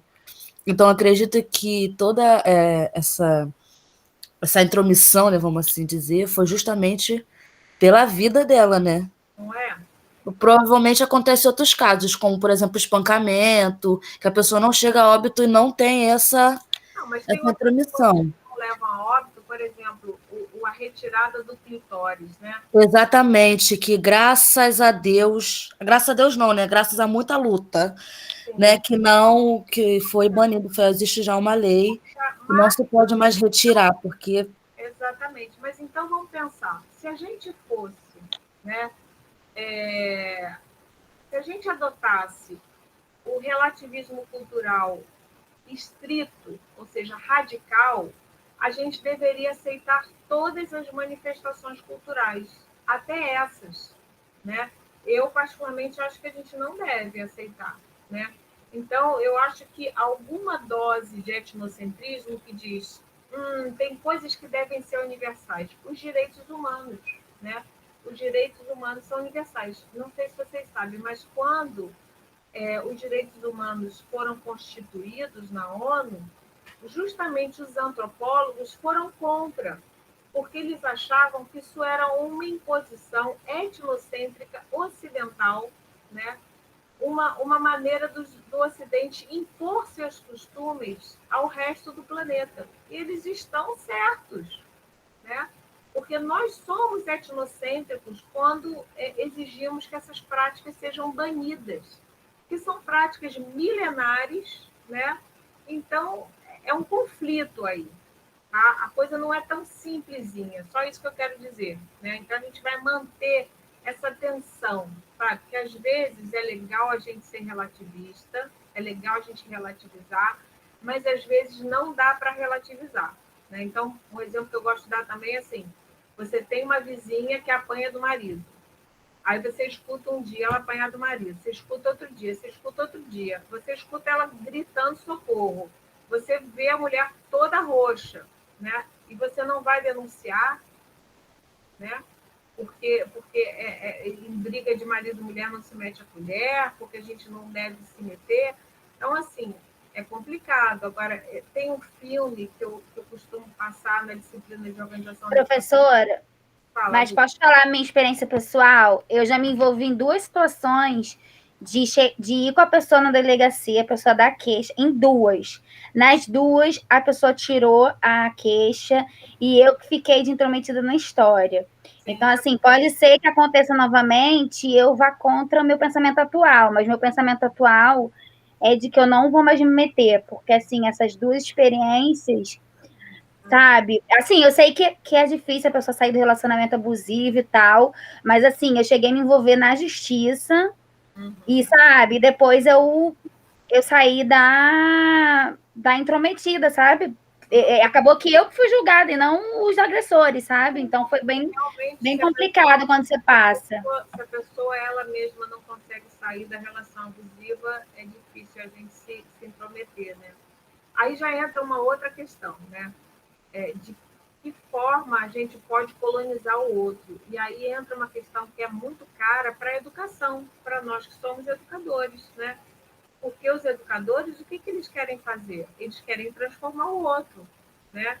Eles querem ensinar o outro a respeitar os demais, por exemplo, a não ser machista, por exemplo. Quando a gente faz isso, a gente está intervindo e a gente está negando uma cultura milenar, que é a cultura machista, né? E é quase natural, porque existe desde sempre na humanidade, né? Mas a gente tem essa luta, não é? Então, assim, toda luta política, na verdade, ela é colonizadora, não é? E ela parte do princípio de que o nosso ponto de vista é superior e a gente quer transformar o outro, né? A gente quer conscientizar o outro, a gente quer levar o outro para o nosso lado que a gente acha melhor, né? Mas eu tive uma amiga também que apanhava do marido, ela se refugiou aqui na minha casa algumas vezes, e eu nunca fui com ela. Não, eu cheguei aí com ela uma vez na delegacia, eu cheguei com ela uma vez na delegacia das mulheres, mas aquilo não. Ela continuou com o marido até hoje, né? E está bem com o marido, né? Diz que ele não bate mais nela, que eles se arranjaram lá, sei lá como é o caso. Então, é complicado, né? Mas eu, do meu lado, eu fiquei tentando realmente colonizá-la, né? Educá-la, dizer que aquilo não era legal, né? Mas quando eu faço isso, só é bom a gente lembrar que quando a gente faz isso, a gente está sendo etnocêntrico, sim, né? A gente está dizendo que a nossa maneira de se relacionar no casamento é mais saudável do que a dela, né? A gente está se achando superior ao outro, né? Então, assim, ninguém está livre disso, tá? Mais conceitos importantes aqui. Acho que a gente está acabando, tá, gente? Vocês estão muito cansados. A gente chama de nativos na antropologia os indivíduos cuja cultura o antropólogo se propõe a observar e compreender. Foi um termo herdado dos tempos inaugurais da disciplina, quando os povos estudados eram sempre muito exóticos e originários, né? Os povos originários. Mas a gente continua usando esse termo nativo. Então, o que eu estou propondo que a gente faça nesse semestre é uma antropologia nativa, onde nós vamos ser os nativos observados. Nós mesmos, porque não tem menino aqui nessa turma, a gente vai observar a gente mesmo em relação ao estudo, tentar entender o estudo no nosso cotidiano. Tá? Nós vamos ser os nativos da investigação, nós vamos ser os pesquisadores e os nativos ao mesmo tempo. Identidades se compreende no campo da antropologia como um processo dinâmico. Não há para a antropologia identidades essenciais, inatas e imutáveis.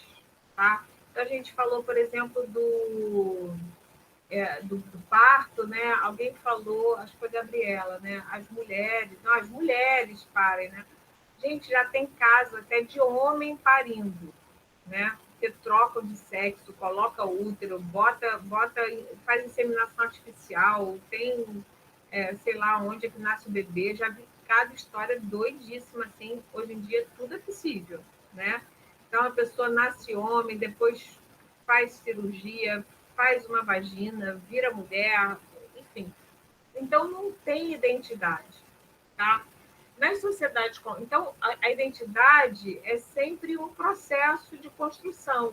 Eu me construo negro, eu me construo homossexual, eu me construo dona de casa, né? Mas depois eu mudo e eu sou dona de casa ao mesmo tempo, sou professora universitária, e eu estou na reunião de colegiado de curso, ao mesmo tempo eu estou lavando a roupa, né? Esfregando a roupa, enfim, isso tudo ao mesmo tempo. Nas sociedades complexas, cada pessoa pode exercer diversos papéis sociais e, portanto, diversas identidades ao mesmo tempo. Não é fixo. É diferente das sociedades tribais, né? Onde o pajé vai ser o pajé, o não sei o que, o guerreiro vai ser o guerreiro, né? na nossa sociedade essas coisas são mais complexas. Eu botei aqui uma questão filosófica sobre identidade. Eu tenho conhecido que é homem trans e foi mãe e hoje é pai. Pois é. Então, assim, vai mudando, né? Identidade se constrói a partir de identificação. Ser idêntico ou querer ser idêntico é ser o mesmo, é entrar para o grupo de um de nós, né? Então, eu me identifico com a com os trans, por exemplo. Eu quero ser um trans, eu quero ser uma drag queen, por exemplo, né? Você se identifica com aquilo. Ao se identificar, se torna parte de uma tribo, de um grupo identitário. Então, a identidade nunca é pessoal, ela é sempre coletiva, porque significa que você se identifica com um grupo que tem uma certa unidade interna, sempre em oposição àquilo que não é idêntico, ou seja, aquilo que é alteritário. Por uma operação lógica, matemática, né, o identitário se identifica com o que é o mesmo, o que é semelhante e se distingue do que é diferente. Tá? Então, isso também é uma questão aí importante. Essa distância entre nós e o outro é que os antropólogos chamam de alteridade, já falei isso. Ela é intransponível. Só se pode lidar melhor ou pior com a alteridade, com mais ou menor respeito, né? Então, a gente não dá para você, entende, entre um flamenguista e um tricolor, por exemplo, tem aproximação possível, mas um ser tricolor é não ser flamenguista e vice-versa, tá? Aliás, sobre isso tem um filme que eu aconselho vocês, que é maravilhoso, que chama Fla-Flu, que dá muito para a gente pensar sobre essa questão da alteridade. Toda identidade é colonialista, em certa medida, né? Porque a gente se amolda àquela cultura, a cultura universitária, por exemplo, né? A gente, vocês que são estudantes, né? Eu como professora também, eu tenho uma identidade de professora de universidade federal, que é um jeito diferente de ser, né? Uma cultura, um ethos, dos professores de universidade particular, que se comportam e pensam e têm uma outra maneira de ser. Assim como os estudantes também da UF e os estudantes da Estácio. São completamente diferentes. O pessoal brinca, né? Que os estudantes das federais são todos de esquerda e tal, por exemplo. Mas é verdade, e a gente meio que se conforma a essa identidade. Tá. Então, feministas desejam exterminar o machismo, por exemplo, né? Não deixa de ser uma pegada meio etnocêntrica, né? Porque a gente quer acabar com o machismo. Eu acho legal mesmo, né? Francamente, nesse aspecto eu sou etnocêntrica. Acho que agora vai acabar mesmo, olha, gente. Vou deixar vocês. O colonialismo e o hibridismo cultural é um conceito do Nestor Canclini. O colonialismo é a expressão de um certo modo de se relacionar com os outros, educando-os, convertendo-os, né? Ao que quer que seja. Alfabetizar uma criança, por exemplo, não deixa de ser, a rigor, uma prática colonialista, né? Adultocêntrica, que acha que ser alfabetizado é melhor que ser analfabeto e impõe esse processo à criança. A gente não pergunta para a criança se a criança quer se alfabetizar, né? A gente impõe isso, porque a gente diz, não, você não pode ficar analfabeto, né? Então, a gente acha que ser alfabetizado é superior a ser analfabeto. O hibridismo cultural é a expressão de um outro modo de se relacionar com a alteridade, de tal forma que, a partir de apropriações culturais, se vai construindo culturas híbridas, né? Então, assim, nos processos de globalização, isso vai acontecendo. Isso aconteceu muito com funk, com hip hop, né? Com várias maneiras, né? Enfim, a Débora estava lembrando dessa coisa da linguagem, como a gente usa como os americanos são colonialistas, né, e colonizam o mundo inteiro. Eles acham que colonizam o mundo inteiro, mas quando as coisas, a cultura deles chega, por exemplo, no Brasil, a gente também dá os nossos pitacos e a coisa fica um pouco, sabe, tropicalizada, fica de um jeito próprio que não é nem uma coisa nem outra. O hibridismo cultural é, em grande medida, o resultado desses processos de globalização. Processos identitários podem ser utilizados como mecanismo de luta política pela defesa de direitos, territórios e até de privilégios, dependendo da situação. O famoso sabe com quem está falando, e sua versão mais atualizada, eu tenho lugar de fala, né? Que também é uma forma de poder, né? Dizer, olha, eu posso falar porque eu tenho lugar de fala. Você não pode dizer porque você não é negro, porque você não é gay, porque você não é tal, né? Mas a gente, enfim, pode se colocar também não deixa de ser uma forma autoritária, eu acho. Os processos identitários deveriam evitar a essencialização. A gente já falou isso também, né? Na antropologia não há essência humana, a não ser a de criar cultura contra qualquer essência. Isso aqui é uma coisa importante da gente pensar. Tá? Não tem essência, não tem natureza, tudo é invenção. A gente que inventa, né? Inventa usar biquíni, inventa fazer topless, inventa usar maiô, inventa usar fio dental, inventa tudo. Inventa que é legal ter marquinha, por exemplo, né? Sim, meu marido é espanhol, ele acha muito engraçado esse lance da marquinha, ele entende, né? Porque na Espanha, o que as mulheres fazem? Elas vão peladas, inclusive elas pegam sol peladas, fazem topless geral e ninguém tem vergonha, para todo mundo numa boa. E no inverno elas têm horror à marquinha. O ideal é se bronzear completamente, entendeu? Então ele fala assim, mas por que vocês curtem ter assim? Como assim marquinha, né? E a gente acha maneiro, né? Tem até o lance da Anitta, que vai para lá, de negócio para fazer a marquinha, tem música, né? Ele não consegue entender isso, que é um troço diferente, tá? Isso, as identidades são processos dinâmicos e não condições duradouras, imutáveis e inatas. A gente não nasce de um jeito, a gente não nasce nem mulher, a gente nasce. É a gente que vai se inventando mulher. Por quê? Porque a gente vai sendo colonizada por outras mulheres que vão dizendo, ser mulher é assim, é botar um brinco, é botar um seguro no cabelo. Aí a gente vai aprendendo também, tem várias formas diferentes de ser mulher, né?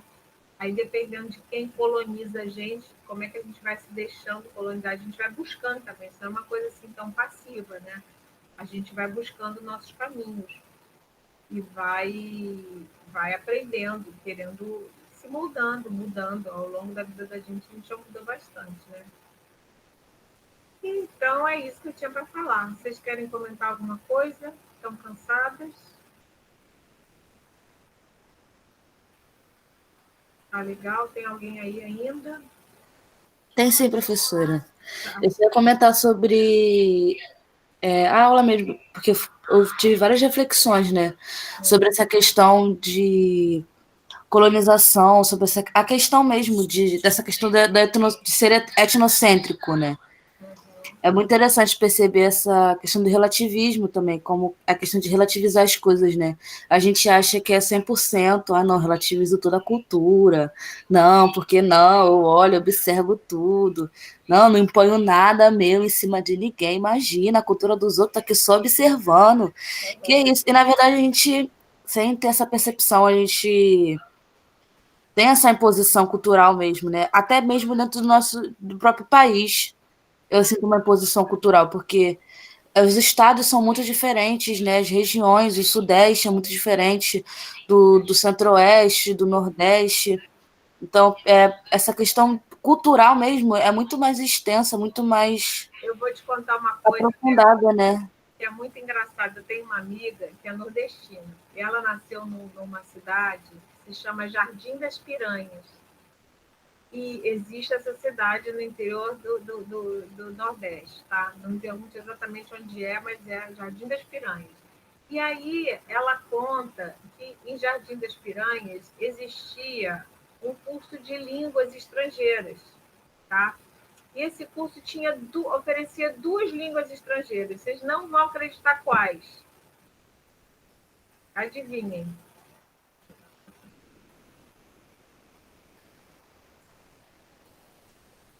Piranhês. Não. Tinha inglês e carioquês. Olha só que doideira. Por quê? Porque as pessoas em Jardim das Piranhas, elas queriam todas, tinham muito desejo de vir para o Sudeste, essa coisa que a Débora estava falando, né? Então, para você conseguir um emprego, né? Porque é língua local, nada, tá ótimo. Então, para você conseguir um emprego no Sul, eles tinham curso de língua, gente, para aprender a falar o quê? Para aprender a falar a língua da novela das 8, entendeu? Porque é um negócio que a gente não pensa, mas o jeito carioca de falar é um jeito muito particular no meio do país inteiro. E nós colonizamos o Brasil inteiro com o nosso modo de falar. E a gente acha brega outros modos de falar, a gente acha estranho, entendeu? A gente não é legalzinho com as pessoas que falam diferente. A gente acha que o ser carioca é o máximo, né? Verdade, os meios de comunicação foram focados no jeito do Rio de falar por muito tempo, acho que até hoje, né, gente? As novelas é tudo carioca, né? Raíssa falando brega, por que, Raíssa? Fala aí, Raíssa, para a gente ver. Não, é que eu acho estranho que a gente fala tudo assim, cuspindo, dá um nervoso. Não sei, é porque assim, minha família é toda mineira, então eles falam diferente, né? Vai ver por isso também que eu acho estranho. Sim, sim. A família do meu ex-marido também é mineira, então quando a minha filha era pequenininha, iam lá para Minas, né? Aí voltavam, eles ficavam sacaneando muito. Aí ela falou, por que eles ficam brincando, rindo de mim, mamãe? Porque eu falo arroz, eu vou fazer arroz. E os mineiros achavam aquilo estranhíssimo, arroz. Né? A gente fala arroz, né? Enfim, é isso, para a gente pensar. Eu acho que a ideia, Débora, também é a gente não ficar aflito com isso, não. Eu acho que é importante a gente relativizar o próprio relativismo, né? A gente relativizar o próprio etnocentrismo. A gente vê que é legal, sim, a gente ser um pouco etnocêntrica. A gente não vai ser etnocêntrica contra o machismo, né? A gente vai permitir, eu vi ontem na televisão o caso daquele deputado que deu encoxada lá na deputada do PSOL, na Lespe, não sei se vocês viram isso, o cara passou a mão nos peitos dela, sabe?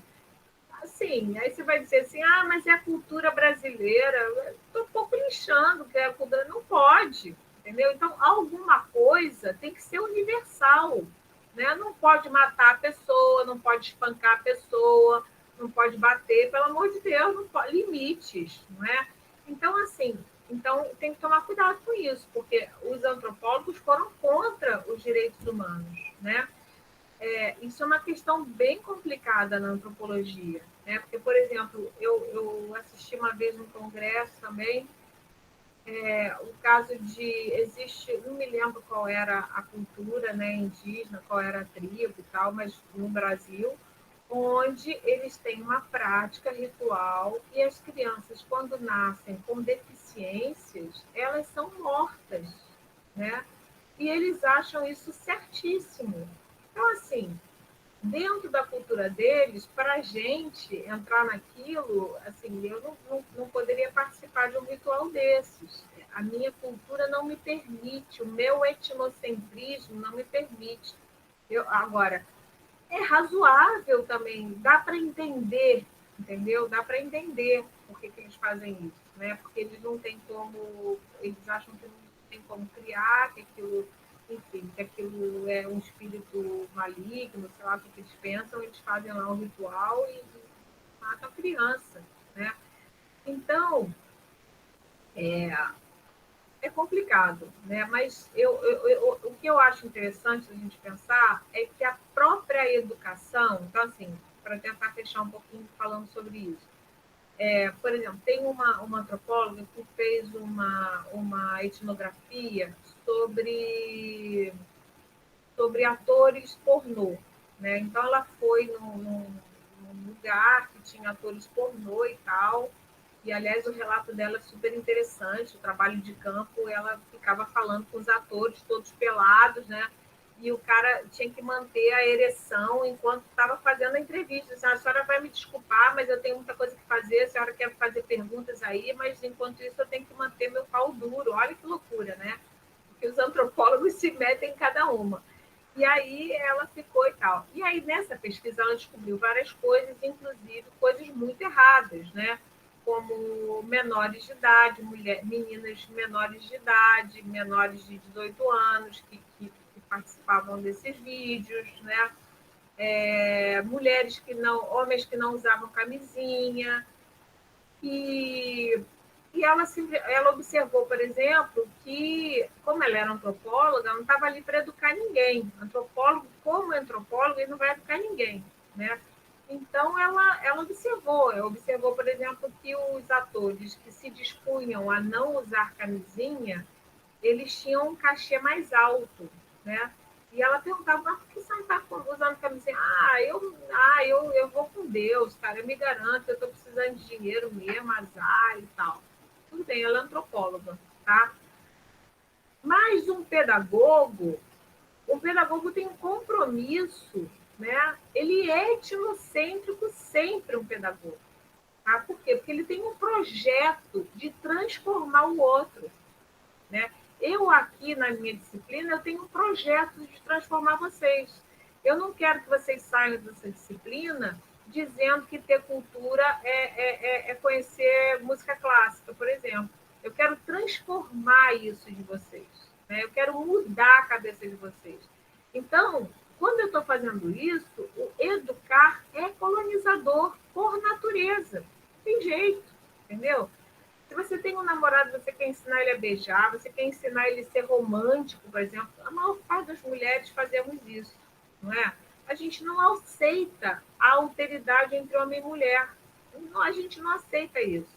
A gente quer educar os homens a lembrarem da data do dia do namoro, a serem gentis, a serem... Eles acham isso tudo um saco. A gente não aceita. A gente não aceita, a gente quer educar mesmo, entendeu? Então, assim, e tem coisas que não são legais de educar. Então, a educação, ela é sempre, ela é importante para formar a cultura, né? Então, a gente, graças à educação, a gente come como a gente come, a gente faz xixi como a gente faz xixi, a gente se comporta bem nas videoaulas, né? Se comporta bem arbitrário, porque se convencionou que é assim. Né? Podia ter se convencionado de outro jeito, todo mundo falando ao mesmo tempo, sei lá, podia ser também uma outra combinação, vai ver em outro país é de outro jeito, a gente não sabe, né? Mas aqui é assim, tá? Então, gente, então é isso. A gente para por aqui hoje, se ninguém comentar mais nada. E sabendo que eu vou estar sempre aqui nesse horário, vocês todas não precisam estar. Se não tiver ninguém, eu vou ficar um pouquinho tristinha, mas tudo bem, também eu supero, tá? E eu vou falar de todo jeito, vou gravar um vídeo de todo jeito, tá bom? E vocês, então, qual horário que foi combinado? Qual horário melhor para vocês? 6h30 ou 7? Para mim, tanto faz. Conforme for 7 horas, é mais conveniente para vocês? Tá bom para mim, às 7 também. Então, para a semana que vem, então vamos ficar às 7. Tá ótimo. Tá bom, 7 então. Então, semana que vem, gente, vamos tentar ler esse artigo. Eu vou dizer já para vocês uma coisa também. Estratégias de leitura. Não precisa ler o texto inteirinho também, não. Eu prefiro que vocês deem alguma olhada do que vocês tentarem ler ele todo e acabarem não lendo nada, entendeu? Dá uma olhada transversal, tenta trazer alguma coisa do texto, tenta pensar assim, alguma contribuição do texto que foi legal. Esse texto eu acho que é bem interessante, ele vai fazer um pouco de um levantamento histórico assim, do que é a autoetnografia, né, que é uma coisa um pouco difícil, que a gente vai ter que estranhar a gente mesmo. Né? E depois ele vai contar um pequeno relato da autoetnografia dele, né, que é um caso justamente de racismo. Né? Ele vai contar da pesquisa dele de doutorado. Tá? E eu achei legal que ele faz. Depois tem que mandar o link do Drive de novo. Tá bom. Tá bom. Posso mandar sim. Tá? Mas eu mandei os textos todos pelo WhatsApp também, porque são poucos, né? E aí, depois de ler esse texto, a gente vai ler o TCC da Thalita, que é muito interessante, e, ao mesmo tempo, a gente vai fazer... Então, assim, quem quiser já, né, começar a se observar e ter um caderninho de um diário de campo, que é isso que os antropólogos fazem, né? Ah, tá bom, tá bom. Eu mando de novo, pode deixar. Quem quiser ter um diário de campo, eu vou tentar fazer isso também. Vou tentar fazer essa rotina assim. Da gente ir anotando como é que é a nossa relação de estudo, onde é que a gente estuda em casa, qual é o lugar que a gente estuda, se a gente tem tempo, quanto tempo a gente estuda por dia, quanto tempo a gente gasta para ler, se é chato ler, se a gente lê no papel, se a gente lê se a gente imprime, se a gente lê na coisa, se a gente rabisca enquanto estuda, como é que a gente estuda, tá? Pode ter fotografia, é muito legal ter fotografia também, tá? O meu cantinho vocês estão vendo aqui, ó, essas palhinhas aqui que eu estudo. Né? Mas não é sempre que eu estudo aqui, não. Por exemplo, esse texto eu li no metrô. Eu estava indo para o dentista. Essa semana eu tive uma semana super corrida. Estou tendo obra na minha casa, estou tendo problema com meus pais, que são idosos, estou tendo que cuidar um monte de coisa. Enfim, a vida da gente é assim, faz um monte de coisa ao mesmo tempo. E eu adoro ler em transporte público. Adoro. Acho ótimo. Enfim, maluquice, né? Mas eu gosto, né? Então, essa coisa assim de ter aquele lugar muito ótimo para ler, eu praticamente não leio nessas condições ideais, não. Eu vou lendo onde dá, entendeu? E aí a gente vai contando como é que cada um faz, tá bom? E aí no final a gente tenta produzir alguma coisa, tá? Pode ser vídeo também, se vocês quiserem. A gente vai pensando aos poucos. Em cima da bandeja de levar café da manhã, que legal, legal. A gente vai se contando então.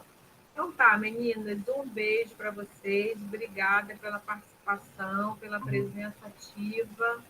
Adorei também, estou gostando muito dessa turma, tá? Obrigadinho para vocês, bom final de semana. Beijos. Tchau. Boa noite, professora. Boa noite.